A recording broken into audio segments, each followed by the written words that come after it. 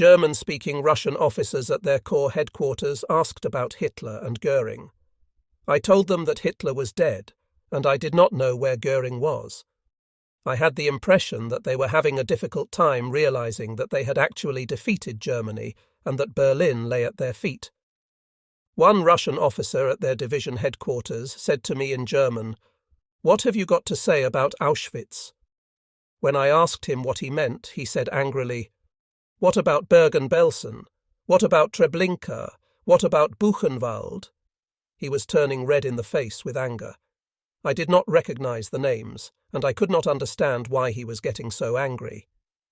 He finally shouted, "Don't pretend you don't understand," and stormed from the room.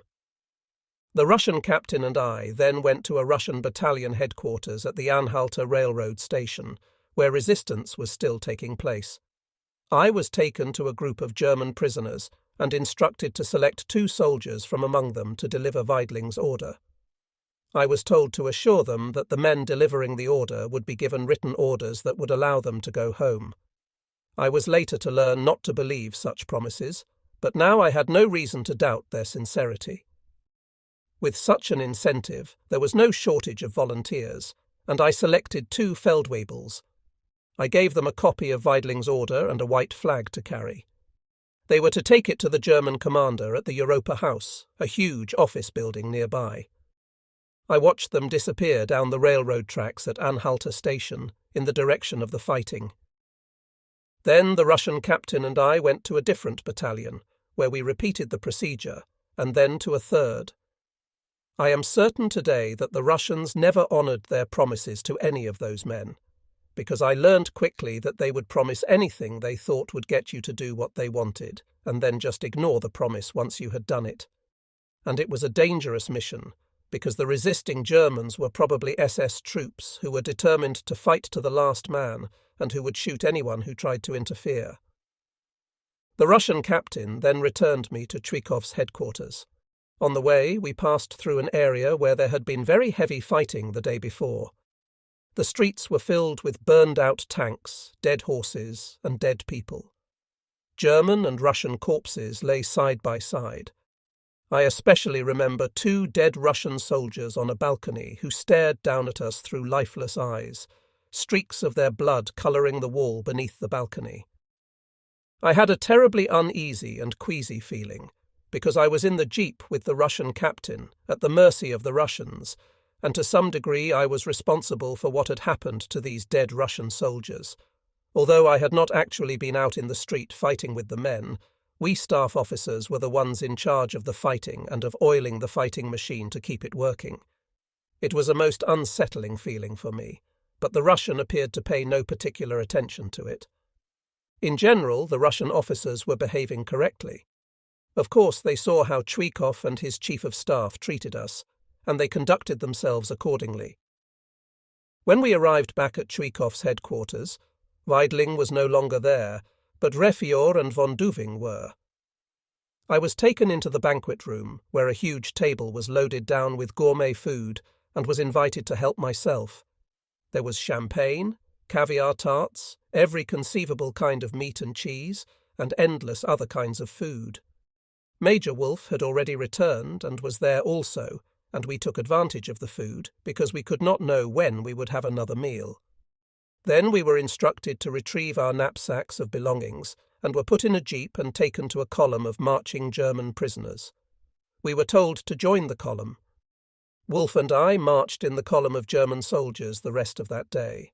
I had one scary moment when a Russian guard pulled me out of the column in a wooded area and motioned for me to give him my boots. Believing I would not be able to survive without them, I gambled and started shouting at him, dressing him down as I would a German soldier who had just misbehaved. It worked.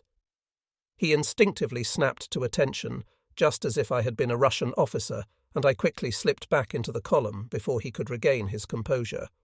It was a terrible gamble, and possibly a stupid one as well, because he could have shot me and taken my boots, and no one would have cared.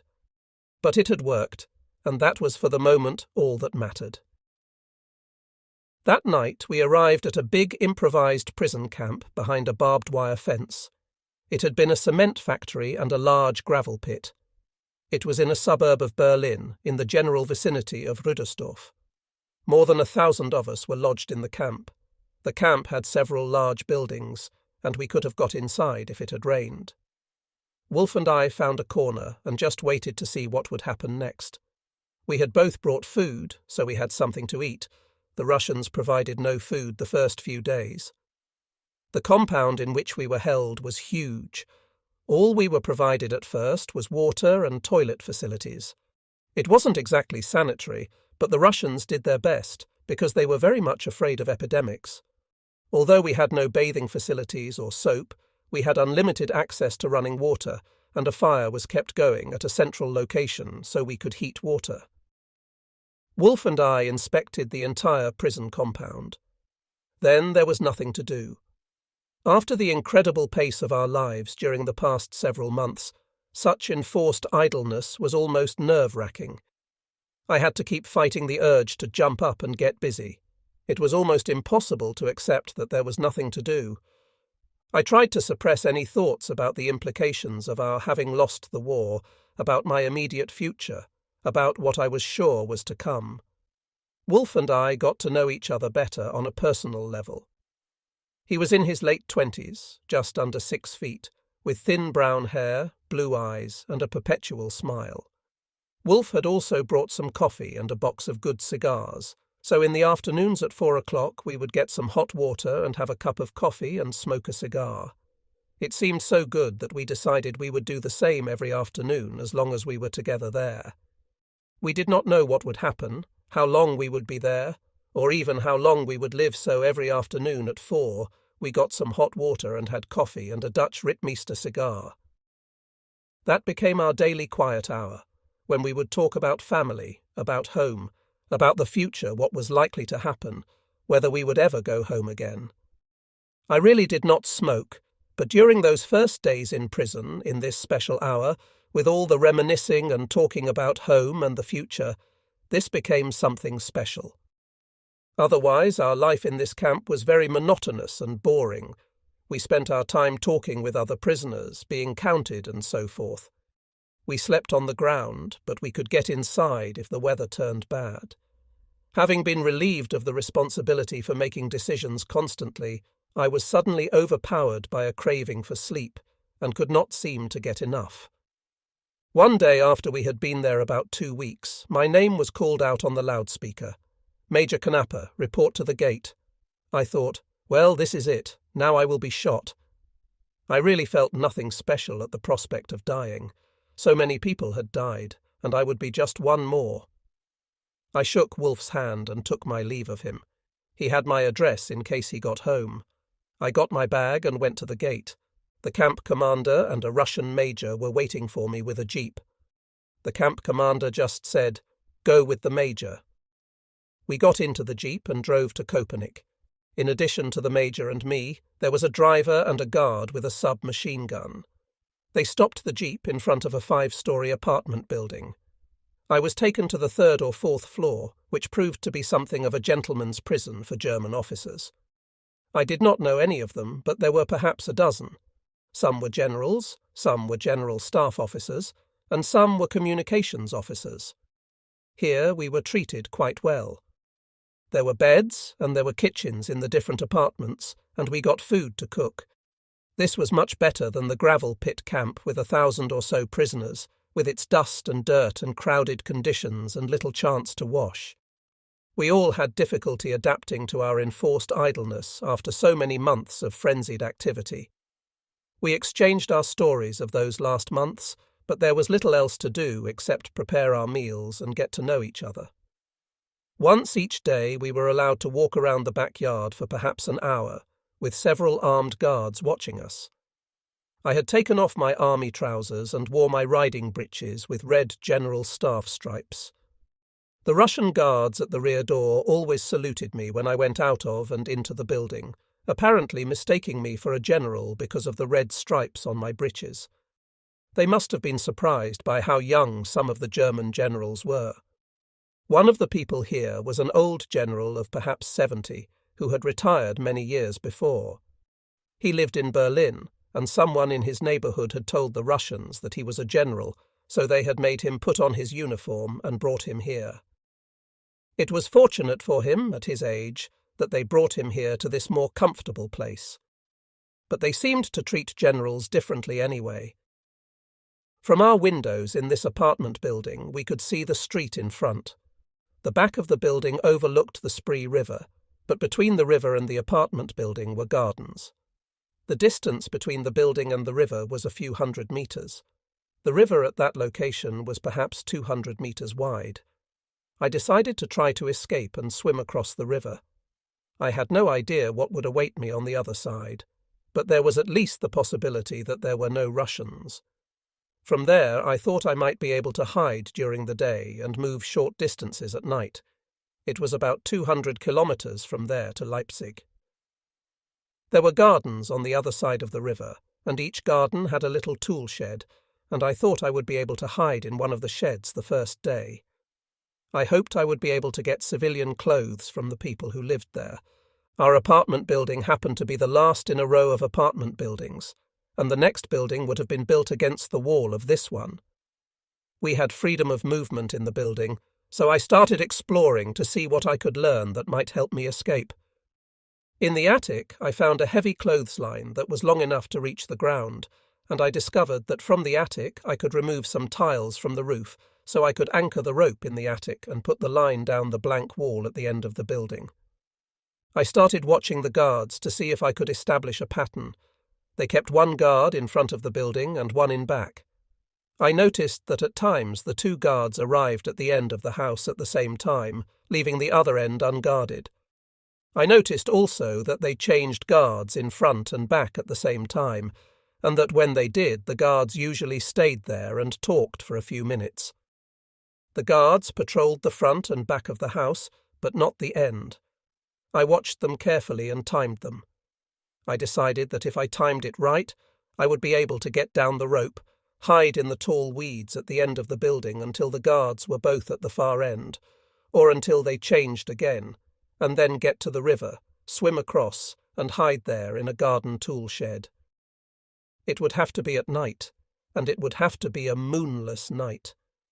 Unfortunately, the moon was bright during this period. I could only wait for a dark night. Everything else was ready. Finally, the time arrived when I felt the next night would be dark enough. That morning, as we were having breakfast, the Russian officer in charge of the building came in with a happy smile on his face. When he saw me, his face brightened even more. "Major Knapper, you are a lucky man," he said. "You are going to Moscow." For a Russian, to go to Moscow was a wonderful thing. For me, however, it was not so wonderful. Instead of swimming across the Spree River to possible freedom that night, I would be landing in Moscow. He told me to be ready to leave at 10 o'clock. I hurriedly wrote a letter to Lilo and gave it to the old general, who was going home and offered to take a letter for me. At Tempelhof Airport, I was put aboard an American DC-3 cargo plane that was full of German loot the Russians were taking to Moscow. The passengers, a dozen or so Russian officers and soldiers in addition to me, sat on rolls of expensive carpet. I had to wonder if it could be the same carpet General Weidling and I had climbed over in the basement of Führer headquarters.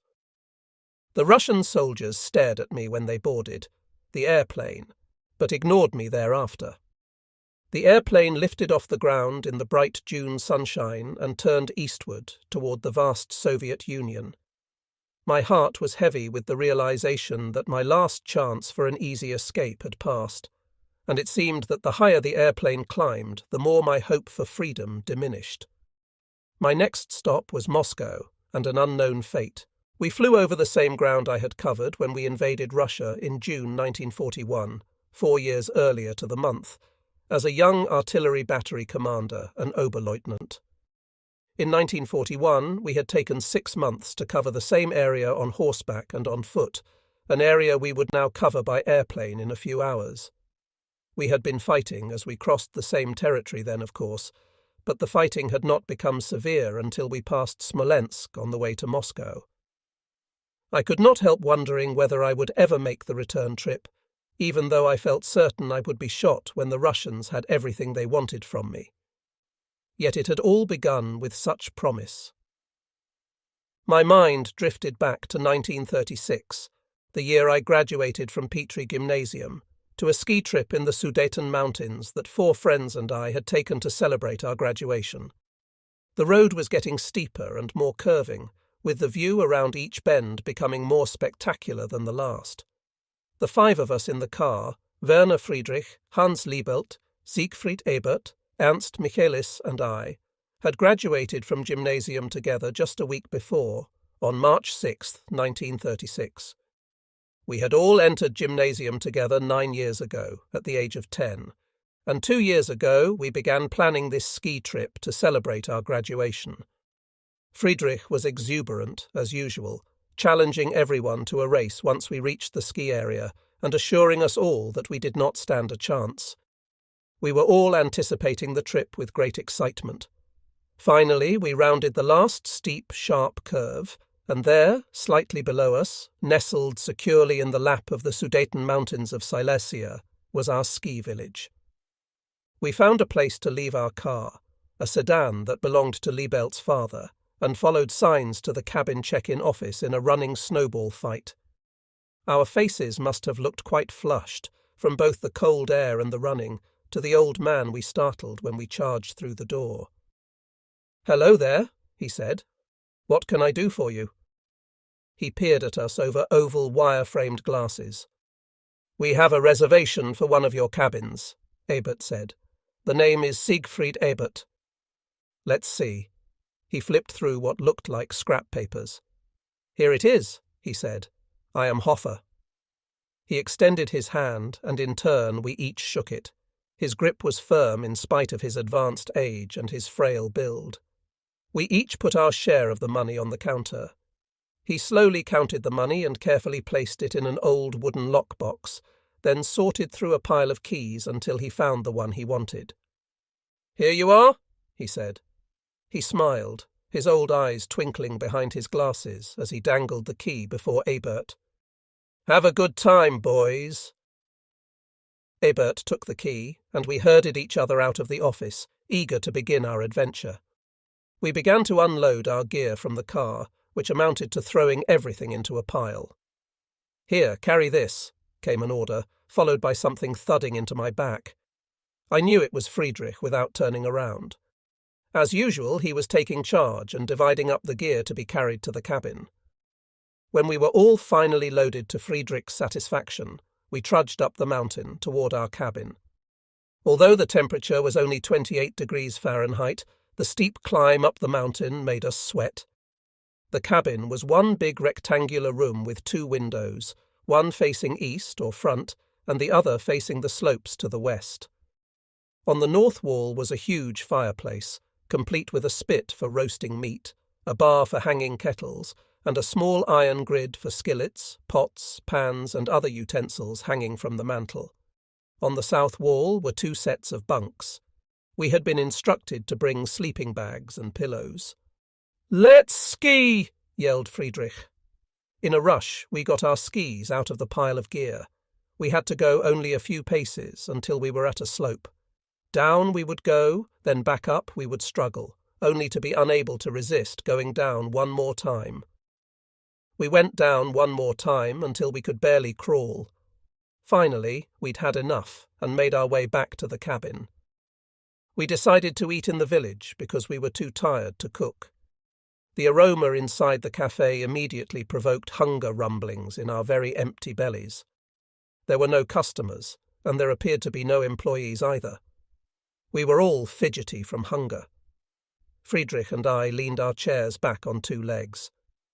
"Take it easy on the furniture," a familiar voice boomed as Herr Hofer popped into the room as if from nowhere. Our chairs dropped to all 4s promptly. "Hello, boys. Can't stand your own cooking, huh? No matter, Frau Hofer will feed you." A second later, she came bustling into the room and told us what we would be eating. Knowing that our supper was on the way, we settled down. I looked through the window. From our table, we could barely see the foot of the mountain, which was muted by the soft glow of the few streetlights. A gentle, lazy snowfall had begun, with large, aimless flakes wafting slowly to earth. In the warm cafe, with the aroma of food being prepared, we enjoyed a satisfied sense of being free and yet cared for. Outside, a farm boy about our age led a draft horse that was pulling a sled loaded high with hay slowly along the road. Old Herr Hofer and another man about his age had begun a game of chess at a table near us, carrying on a constant conversation about politics as they played. Frau Hofer emerged from the kitchen, pushing a cart laden with food. She deftly placed the bowls of food in front of us and handed us each an empty plate and the necessary silverware. Without further conversation, we ate every morsel she had placed in front of us. We all seemed to lean back and heave a satisfied sigh at nearly the same time. Frau Hofer must have been watching us from the kitchen, because here she came again, with the empty cart. She quickly cleared the table and left us to ourselves for our own after-dinner discussion. Suddenly, we were aware of Herr Hofer's voice becoming louder. "Hitler is going to get us into another war," he said emphatically. "Why do you say that?" his chess partner demanded. "Because Hitler is a gambler, and gamblers will not quit until they lose." "I do not know how you can say that," his chess partner responded. "He has provided people with jobs, he has restored the economy, he has stopped all the political brawling in the streets, he has built the autobahns, he has torn up the Versailles Treaty and restored national pride, he has even reclaimed the Rhineland." The old man finally ran out of breath. "And how has he done all those things?" Herr Hofer demanded. "He has provided jobs by building up the armaments industry. What do you think he is planning to do with all that firepower? Admire it. And he restored peace to the streets by putting all his political opponents and a lot of Jews as well into concentration camps." We all glanced furtively at Michaelis, who was Jewish. "So, why do you say that Hitler is a gambler?" the other old man asked. "What do you think would have happened if the French had resisted when our troops marched into the Rhineland?" Herr Hofer asked. "Our pitiful force would have been wiped out, but Hitler was playing poker and he gambled that his opponent would not call his bluff. He won that hand, and he may win more, but eventually he is going to overstep himself, because gamblers never quit when they are winning. They always keep betting until they lose." "But he is just getting back what the Versailles Treaty took away from us," his friend protested. Herr Hofer rose and walked to the fireplace, where he knocked the ashes out of his pipe. "He won't stop there," he said. "He will continue until he gets us into another war. And at what cost?" He turned and waved his hand in our direction. "At the cost of these boys' lives, most likely, as well as the lives of millions of others." "What an old grouch!" Friedrich whispered to the rest of us. "I am not so sure he is not right," Michaelis offered in a quiet voice. No one responded. Michaelis's being Jewish made us all uneasy in the context of the old men's conversation. We returned to our cabin, where we got a new fire going quickly because it was cold. Up at daybreak the next morning, we made tea, had breakfast, and were hiking up the mountain with our skis on our shoulders in less than an hour. As we crested the mountain, the view into Czechoslovakia was as breathtaking as the view on the German side. We skied all day, speeding down the glittering pristine slope and then trudging back up with our skis on our shoulders. Then we skied the cross-country route we had laid out the evening before. In late afternoon, we finally decided to call it a day and skied down the German side of the mountain to our cabin. After getting a fire going, we poured some beans into a kettle, covered them with water, and hung them over the fire. Then we peeled potatoes and did the same with them. Soon both were boiling busily, and we waited patiently for them to cook. Half an hour later, the potatoes were soft to the touch of a fork and obviously ready, but the beans appeared to be as hard as ever. "What kind of beans did you buy, Knapper?" Friedrich demanded. "Just beans. Why? Are there different kinds?" I asked sheepishly. "I don't know, but are you sure these were meant to be cooked? They have been on that fire an hour and a half." "Let's eat the potatoes," Abert suggested. "We will eat the beans whenever they are ready." We divided the potatoes into 5 equal portions and devoured them with bread and butter and a fresh pot of tea. We felt better after eating, although the potatoes alone did not completely satisfy our appetites. Together, we slowly cleaned up the mess, checked the fire, and put fresh water over the still boiling beans. "Want some American popcorn?" Liebert asked, rising to go get it from his gear. "What is that?" I asked. "I will show you," Liebert said, returning with a bag of tiny kernels of corn and a skillet. "My uncle in America sent this to us from Chicago. You heat the kernels in a skillet and they pop open. They're good. Move those stupid beans off the fire. They're never going to be edible anyway." He put some butter into the skillet, melted it, and then filled the skillet half full of yellow kernels. Liebert rearranged the logs and laid the iron grills squarely on top of them, then carefully set the heavy skillet on popping, slowly down on the grill. The popcorn was so in the beginning, and then with increasing rapidity. "Grab a lid!" Liebert shouted as popcorn shot out of the skillet and into the flames. I grabbed one, but it was too late. Things were out of control. The corn was popping so fast that it had risen well above the level of the skillet and was spilling into the fire. Liebert had evidently put too much popcorn into the skillet. As the popped kernels fell into the fire, they began to smoke and fill the cabin with a burnt odour. "Open the door," someone said. Liebert pulled the skillet off the grill, but the heated cast iron retained its heat, and the corn continued popping and spilling onto the floor. Nonetheless, some was edible, so we set the skillet in front of us and began to dig handfuls from it. "You're right, it really is good," Friedrich agreed. A knock sounded at the door. It was Herr Hofer. "Frau Hofer thought you might like these cookies," he said. When he saw the kettle of beans, a smile crossed his old face. "I see you tried to cook beans without soaking them," he said. We stared at him. "Soaking them?" I asked lamely. "You must soak beans overnight before cooking them," he said. "It is a common mistake." We looked at one another and groaned inwardly.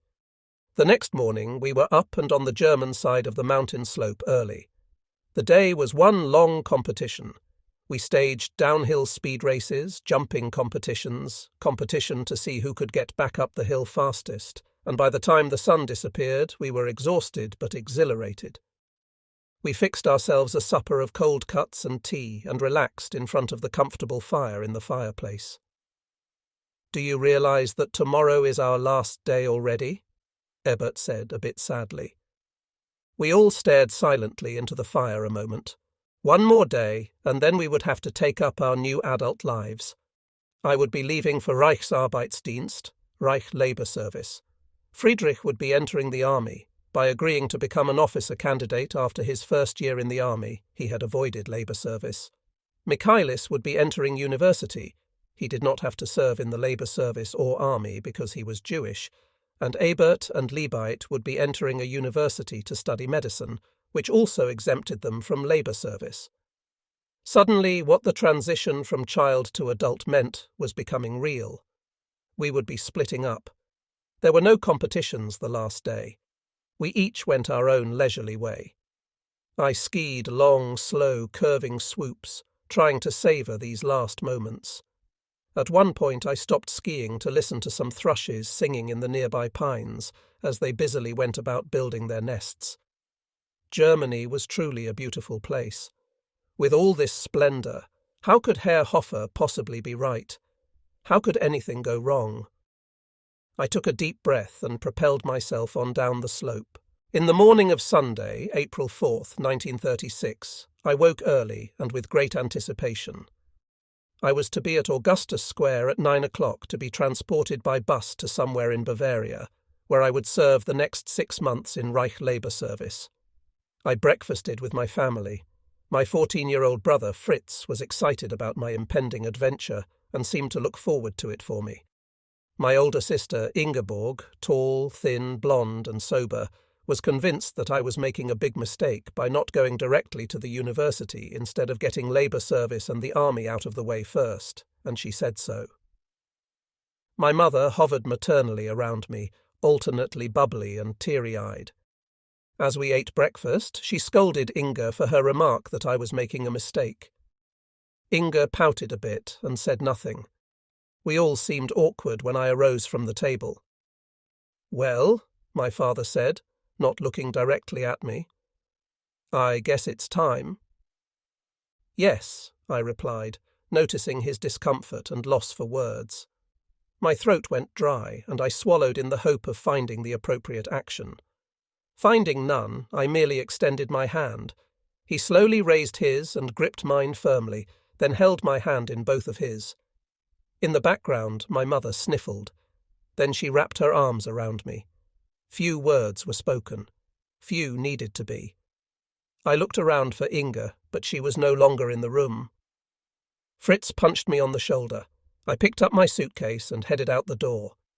Once out in the street, I walked quickly away, my family calling goodbye. At Augustus Square, I looked around at the milling crowd of young men my own age, hoping to see a familiar face, but I saw none. I did notice a figure in a Labour Service uniform standing near 3 parked buses. Shortly before 9 o'clock, he bellowed in a voice of unbelievable volume. "All right, we are going to fill these 3 buses front to back. I want every seat in the first bus full before a man sets foot in the second. When I call out your name, get in the bus on the double." As we left Leipzig, the bus moved through the streets that I had known all my life. I felt as if we were rolling out of my childhood and into a new adult world. I had been away from home on vacations before, but never for as long as 6 months. I was looking forward to this new adult experience. By the time we arrived at our destination at 7 o'clock, it was almost dark. We were at the village of Burglengenfeld, near the Czechoslovakian border. The Labour Service camp consisted of several buildings. The main building was a large former villa that had been remodelled to house as many as 160 people. The buses pulled up in front of this main building and disembarked their passengers. The Labour Serviceman ordered us all to gather around a porch in front of the building. The buses pulled away then, making me feel very much alone in the midst of 160 boys. As we grew quiet, the Labour Serviceman announced in that awe-inspiring voice he had used in the square, "Gentlemen, the commanding officer of Burglengenfeld Labour Service Camp, Abteilungsführer Werner." He drew himself stiffly to attention as a middle-aged man in a fancier Labour Service uniform emerged through the door behind him. The commanding officer appeared very straight and military as he looked out over us in his neatly tailored uniform, seeming somehow to look each of us in the eye. "Welcome to Burglengenfeld, men," he said, in a voice nearly as impressive as his subordinates. "Now you are proud Labour Service men."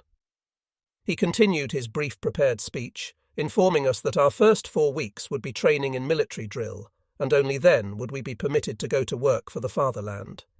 He finished by saying, "I leave you now in the capable hands of your leader, Gruppenführer Brandt." Then he turned and disappeared into the building from which he had emerged. After being assigned room numbers, we piled into the building. I was assigned to room 7, which had 4 bunks, 4 lockers, and 1 big table with 4 chairs. The other 3 occupants of room 7 were a fat boy named Dietl, a gangly farm boy named Fischer, and a little red-haired guy named Zimmermann. The next morning we were rudely awakened at 5:30 by the voice, bellowing with an unbelievable volume, "On your feet!" He was standing in front of his room, which was next door to ours, projecting a volume intended to wake the whole building. We were jolted out of a deep sleep and looked at one another in wonderment. Brandt appeared in our doorway. Although short and stocky, he appeared much larger in the doorway. "One person from each room go to the mess hall and get breakfast for your room," he ordered. At promptly 6:30, the voice ordered us out into the square in front of the building. We were divided into 4 squads and introduced to our squad leaders. Mine was squad leader Krupp, who was about 21 years old, tall, broad-chested, with sandy blonde hair and a pleasant expression. Each of the 4 squad leaders selected a different spot on the soccer field, far enough apart that each could issue orders to his squad without causing confusion among the other squads. Krupp, who seemed at ease and calm about his duties and us, was a pleasant contrast to the constantly bellowing Brandt. He patiently taught us first how to stand at attention, then how to space ourselves apart with an eyes right manoeuvre. That was followed by how to step off on our left heels at the command of forward march, then how to react to a squad halt command. We finished by learning how to do left face, right face, and about face, a Reich Labour Service squad marching. Finally, we were marched to the supply building and issued uniforms. We were issued different uniforms for work, for parade, for exercising, and for sports. Then we were marched by squads to the mess hall for lunch. A half hour of free time followed, during which we admired ourselves and one another in our new uniforms. The little guy, Zimmerman, kept jerking himself to attention and saluting everybody, making a joke of it. His sense of humour helped relax everyone. In the afternoon, we attended an hour-long class, mostly on the new Greater German Reich. Herr Hoffer's warning crept into my thoughts during the lecture, but I forced it aside. We were learning discipline, order, and how to follow commands. These were all positive qualities, and I felt good about it. Following the training session, we were marched back to the supply building, where we were each issued a shiny new spade. Krupp marched us back to the soccer field. I felt as if I were playing soldier, now that I had something on my shoulder as we marched. Krupp called us to attention to begin our spade instructions. "Men," he began, "this is the labour service, and this spade is the symbol of work and toil. The spade you now hold will never touch dirt. It will be used strictly for exercise and parades. At all times your spade must sparkle as if it were made of chrome. Since they are steel and not chrome, they will rust easily. Spot inspections are to be expected." Krupp then offered instructions on how to keep the spades clean by rubbing them with wet sand that was kept in a big bin in the courtyard, and he advised us to work on the spade every day rather than waiting until rust built up on it. After another hour of drill in which we were taught to march properly with the spades on our shoulders, we were finally released to return to our rooms. We had an hour to get cleaned up for supper and get to know each other. In the mess hall at supper, we were instructed to meet at 7:30 in the assembly hall. That meeting was to give us the next day's schedule and any announcements that needed to be made. Following the announcements, one of the squad leaders led us in some organised singing. Then we had an hour to relax before the lights were turned out at 10 o'clock. We spent the following 4 weeks learning military drill and routine. An important function of labour service was to free the army from having to do this very basic type of training. Everyone who went into labour service would also be drafted into the army, and we would enter the army already partially trained. We were not permitted out of the camp the first 4 weeks. We had a library, however, and a recreation hall with ping-pong tables, card tables, and chess sets. Our 4 weeks of training passed quickly with drill, calisthenics, and classes. We were acquiring a general familiarity with military life. At the end of the 4-week training period, we were inspected by the camp commander and then released to begin our work detail. On our first workday following our training period, we marched 40 minutes to a strip coal mine with parade spades on our shoulders. We fell out and stacked our parade spades like rifles in 4-spade pyramids. I worried about my spade because I kept it perfectly clean. I hated putting it in the stack with the others from my squad for fear someone would grab mine and leave his rusted one for me to clean. We were then issued working spades.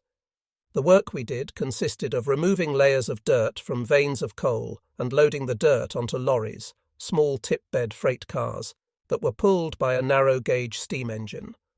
Brandt did not accompany us on work detail, although we were warned that it was not unusual for him to pop in to check things out. We were given 45 minutes for lunch. Late in the afternoon, we would march back to camp, arriving by 5 o'clock. We would wash and have dinner, followed by assembly, which would feature either singing or a history lesson. At times, we also had to do kitchen duty or guard duty, just as in the army. One of our first days at work proved to be especially tiring because the weather was very hot and humid. The work spade had worn blisters on my hands, and sweat poured from my body, making it extremely desirable to gnats, flies, and mosquitoes. To make matters worse, Brandt rode up on a bicycle while we were eating lunch. He parked the bicycle and headed directly for the pyramid of parade spades. "You call these clean?" he bellowed, kicking the pyramids over, all the spades spattering in mud. I gulped, knowing that mine had been clean, and I had strategically placed it so I would know which one was mine. Now they all lay like identical matchsticks covered with mud. "Tonight we will polish spades from 10 o'clock until midnight, and we will do it every night until all these spades are clean," he said. A groan arose, because we were already exhausted and knew we had another half-day of work in this heat and humidity. At 10 o'clock, as promised, we were called together to clean spades. My muscles ached, my blistered hands hurt, and I had someone else's grimy spade. As I scrubbed and scraped with wet sand, Inga's face appeared before me, laughing in an "I told you so" manner. I blinked her away, only to have Friedrich's face appear with the same look. The only good thing about the endless 2 hours was that I never saw Brandt's face. In June, we received a 5-day furlough to go home. We travelled again by chartered bus from Burglengenfeld to Leipzig. We were unsupervised this time, except for the bus drivers, and we knew each other for the trip home. Our conduct was a good deal more boisterous during the all-day ride, but by the time we reached Leipzig we had tamed down considerably. As we entered the outskirts of Leipzig, we began to see the familiar Leipzig trolleys, with their distinctive green and beige colour designs that were unique to the city of Leipzig. I had not consciously felt homesick during my 3 months in labour service, but the sight of the first Leipzig trolley brought an unexpected lump to my throat, and I realised for the first time how much I had really missed my home. The buses took us to Augustus Square, and I caught a trolley to my parents' apartment, arriving in early evening. I cannot describe the feeling of warmth and security that came rushing back when I was in the midst of my family again. My mother's face beamed from ear to ear, and she fed me until I thought I would burst. Fritz asked questions so incessantly that I hardly had a chance to answer them, and my uniform so impressed him that he could hardly wait to enter labour service himself. Almost in spite of herself, even Inga was curious about my experience. Her presence reminded me of the muddy spade episode, which I did not mention. My father just smiled happily and was content to let everyone else have centre stage. After 3 days at home, we departed by chartered bus again from Augustus Square. The trip back to Burglengenfeld was not as lively or enthusiastic as the trip home had been. I did not know how a few days could make such a difference, but I felt that I was somehow older and more mature when we arrived back at camp that night. We quickly returned to our old routine of calisthenics and jogging after breakfast, marching 40 minutes to the strip mine, singing as we went, working all day, marching home, cleaning up, having supper, going to assembly and going to bed.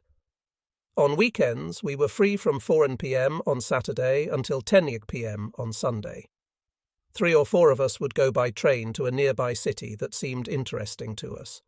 We would visit the cathedrals and museums and other noteworthy buildings. We would have lunch in a restaurant and go to a movie, or maybe to a dance and meet girls. Our parents supplemented our pay, so we could afford to do these things. For our labour, we were paid a half-mark a day, which was just enough for snacks and incidentals. We were paid each week. The final leg of labour service occurred with the selection of those of us who would parade at a huge political rally the government was planning to stage at Nuremberg on September 8, 1936.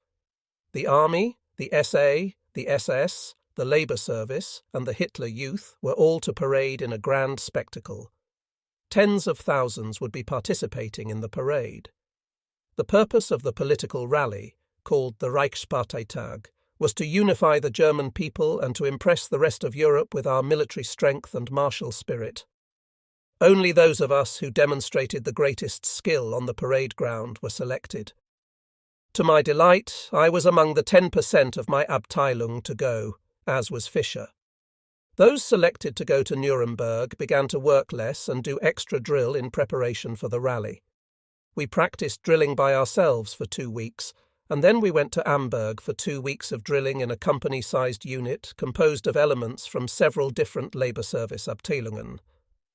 We went to Nuremberg, which was not far away, by bus. We arrived the day before our parade and disembarked from the buses in the city. We marched the 2 miles from Nuremberg to a virtual tent city that had been erected for all of us who were taking part in the parades, through the traffic-cleared and flag-lined streets of the inner city. The sidewalks were packed with cheering people, and bands were placed at strategic locations, all playing martial music for us to march to.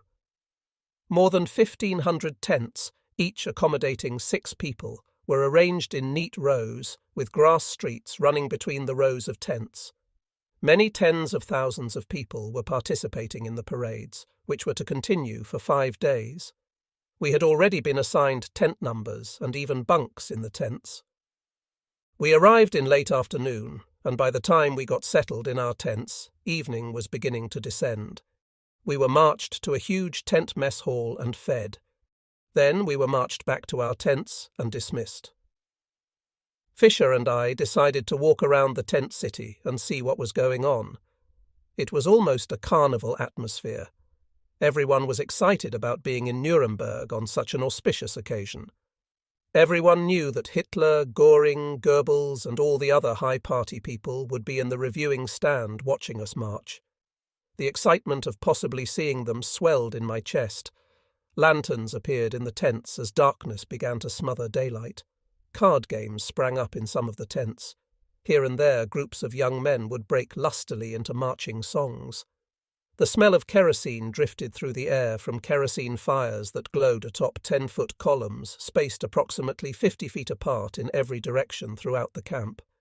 Everywhere young men milled about in the grass and dirt streets, talking, laughing, practicing drill steps. Everyone was giddy with excitement and anticipation. I had never seen so many people in one place. We went to sleep that night eagerly anticipating the great honour that tomorrow would bring. At 10 o'clock the next morning, we performed a carefully timed march into the stadium. We stood at parade rest and watched a precision presentation by sports units consisting of teenage boys and girls who performed intricate manoeuvres and then marched past the reviewing stand. Shortly before noon, the tension began to rise in us as our turn neared. We still stood at parade rest, facing the reviewing stand, with its enormous granite swastika below the German eagle. "Achtung!" boomed over the loudspeakers, and we snapped to quivering attention. At one command, 10,000 spades went up, with the sun reflecting on them dramatically. The spades would turn with every revolution, the sun flashing on them.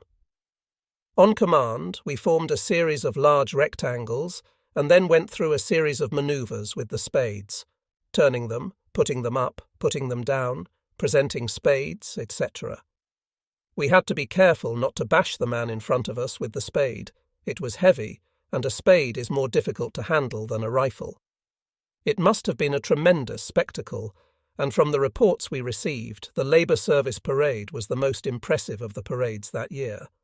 Then we were ordered to parade rest, and after some martial music, someone made a speech. From my vantage point as one of 10,000 Labour Service men, I could barely see the reviewing stand, but we all knew that Chancellor Hitler, General Feldmarschall Göring, and all the important government figures were there watching us. That knowledge induced a peculiar tingle of excitement in us. We felt 10 feet tall and indestructible. This was pageantry of the highest order, and it inspired enormous national pride in us. It was a jubilant extravaganza with the unmistakable message that Germany was being reborn. I felt extremely proud. Back at the camp, we could hardly sit still. We wanted the feverish emotions aroused by the thrilling experience on the parade ground to continue. We were not allowed to leave the camp, however, because our leaders did not want to turn 10,000 keyed-up young men loose on Nuremberg. We were marched back to our buses and put aboard them for the return trip. After the Nuremberg rally, we returned to Burglengenfeld to finish our nearly completed tour of duty with Labour Service. The rest of it was anticlimactic after the glamour and excitement of Nuremberg. Finally, on September 24th, 1936, we had a discharge ceremony, and Abteilungsführer Werner thanked us for our service. We gave back our uniforms, put on our old civilian clothes, received our final pay, and were released to go home. Although we had been brought to Burglengenfeld by chartered bus, we were trusted to return on the train by ourselves. 5 weeks later, on October 15th, 1936, I boarded the train that would take me from Leipzig to Jena, some 40 miles away, to begin my new life as a soldier in the artillery. My father had been a naval gunnery officer before and during the World War, and all during my childhood he had told me many thrilling stories about the big guns. Whenever I had thought of myself as a soldier, I had always thought in terms of those glamorous big guns.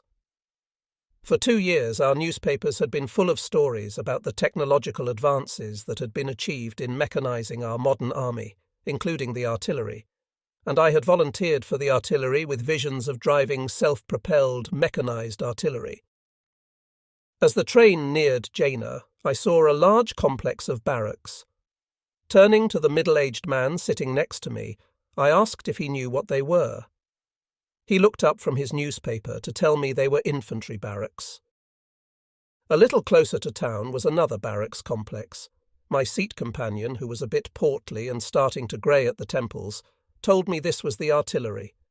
Then, to my dismay, I saw horse stables and horses, and my heart began to sink.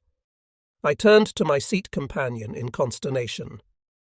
"You mean they still pull the artillery with horses?" I asked, hoping desperately that it was not true. "Yes, I am afraid so," he said softly, sensing my disappointment. Suddenly the artillery lost all its glamour and appeal. Instead of driving massive mechanized artillery, I would be driving horses. I wanted to turn around and go back home. At the army barracks, an Unteroffizier sat at a desk. He asked my name, found it on his list, put a check mark beside it, and said curtly, "Room 29. He was clearly bored with the routine. When I looked at him quizzically, he responded, "Second floor." The door to room 29 was open, and a soldier in uniform sat at a table inside. When I walked up to the doorway, he stood and extended his hand. "I am Oberkanonier Barricel," he said. "I'm going to be your room elder." I shook his hand and introduced myself. He had me select a bunk, and I unpacked my satchel and stored my belongings in a locker next to the bunk. The room had 6 bunks and lockers and a large table with 6 chairs. My other roommates began to trickle in. The first was Ernst Rauscher, who had been an assembly line worker in a factory. The next was named Peter Wolthat, a farm boy. Next came Boris Weinreich, a tall, strikingly handsome specimen who was from East Prussia, the son of a schoolmaster.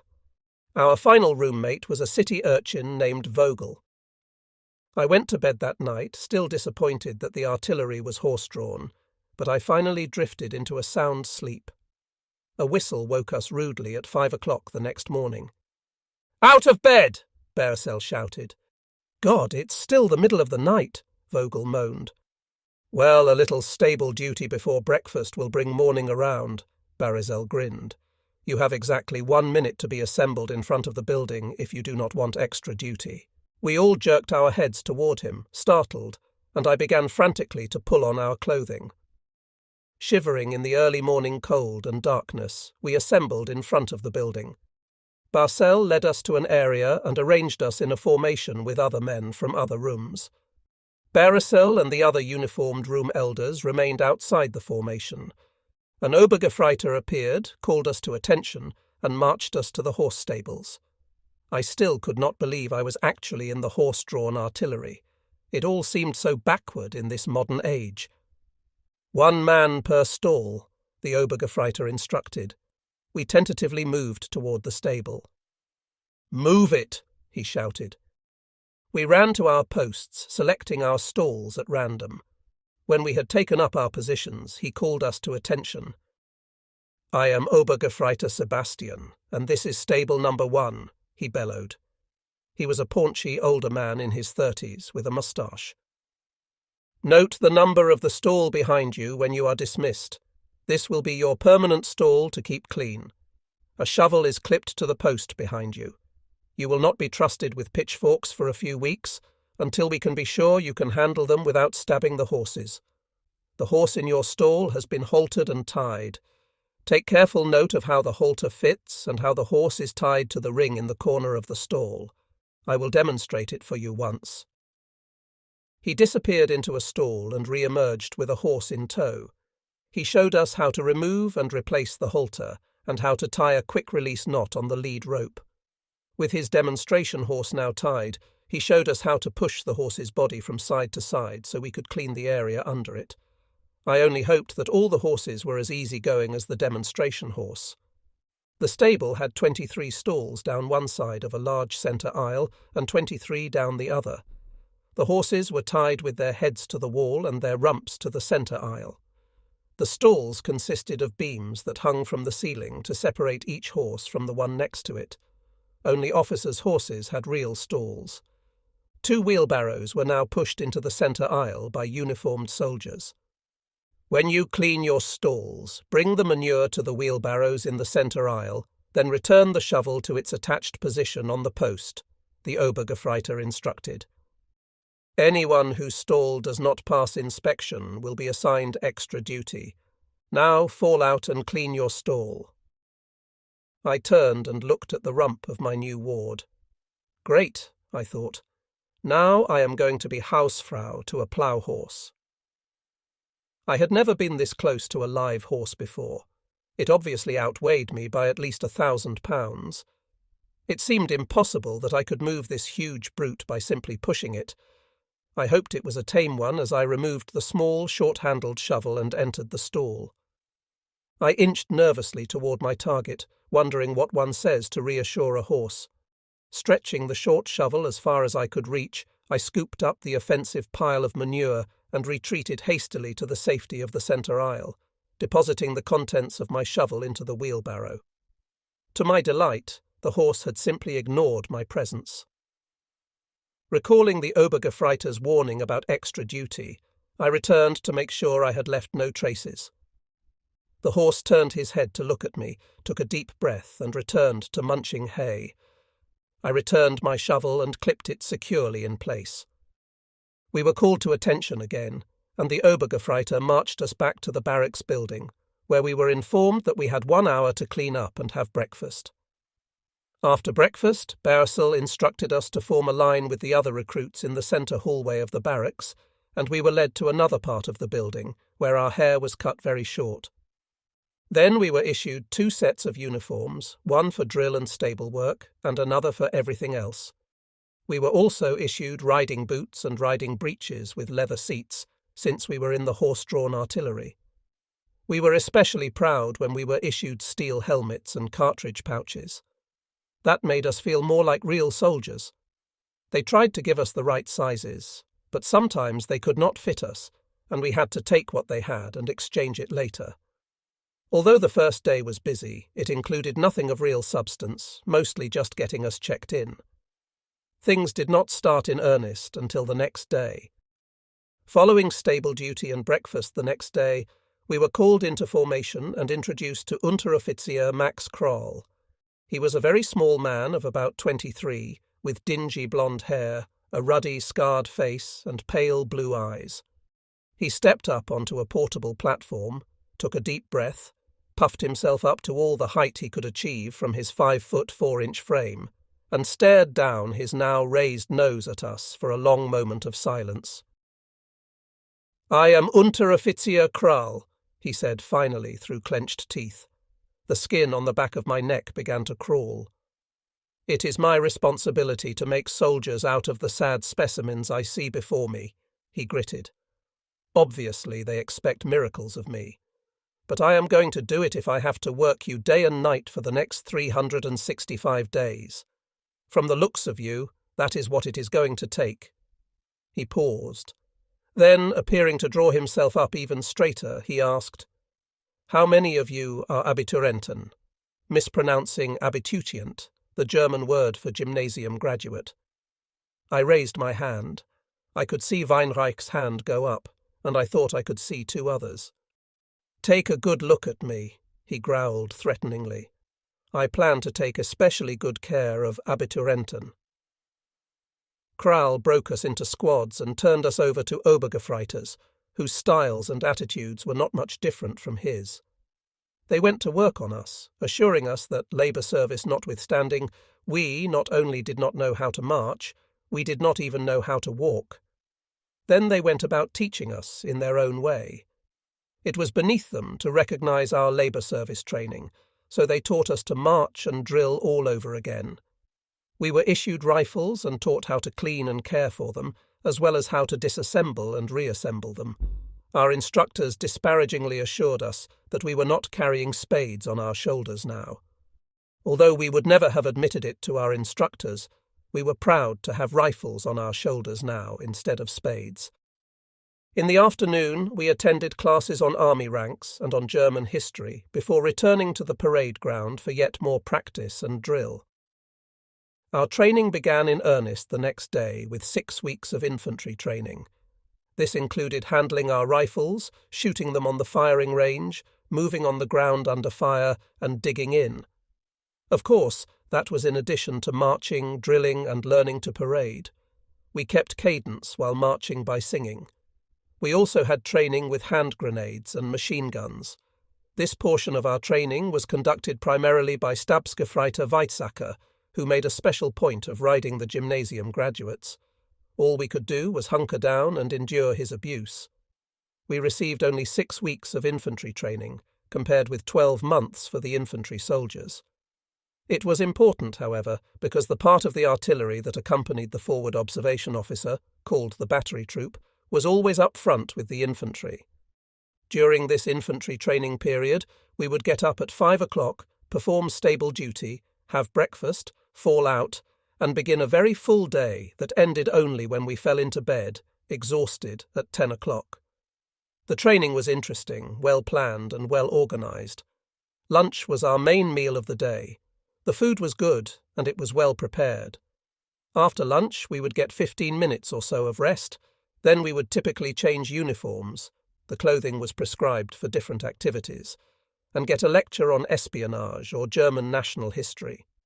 We stood guard in the stables at night.